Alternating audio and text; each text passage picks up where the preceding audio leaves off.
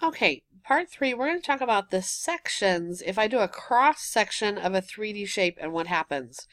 And on my next slide after this one, you have a link to the same page here, so you can go in and try this on your own. And I'm going to show you how it works. You can take your notes and draw these in as I go through it with a video, or you can go try it on your own and see how it works there. So when I click on the first one here, it takes me to this page. And there's a bunch of different things you can do with this. You can adjust the transparency or adjust how transparent the cross section is that we're doing. And then I can rotate these different things. I can move this up and down and I can rotate it. So we're going to start here first. If I take and cut a prism straight across, what shape is this cross section? Well, it's a rectangle. So you should draw this in. What if I take and move it up or down? It stays the same. What if I rotate it to the side? Well, it's still a rectangle.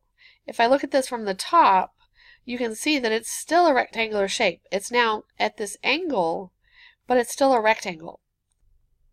Now, what if I take and rotate it the other direction as well? So I'm going to take and put this flat, and then I'm going to rotate it this way. It's just twisting this sheet back and forth like this. But let's put this at an angle like this. And now what happens if I take and tip it? Well, it's still a rectangle from this side, but what if I make it so that it goes onto different pieces? Now what shape have we created there? You can kind of see that it's now hitting diagonally through this piece, and what we've created is actually a hexagon there. So go ahead and draw one of those in as well. We can also take and finish rotating it till it ends up right at one of the sides.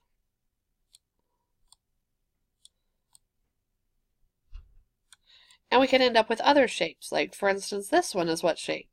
Count the edges of it and you'll see that it's a pentagon. So you can end up with shapes up to 6 sides. I want you to go ahead and test out what happens with a triangular prism, but I'm going to show you on the video about the cylinder as well. What shapes could we get with a cylinder? Well, if I take again, I can rotate this the same way we did on the last one by rotating this. Here, the cross section is exactly a circle. What if I rotate it to the side? Well, now it's actually an ellipse because it's not exactly circular.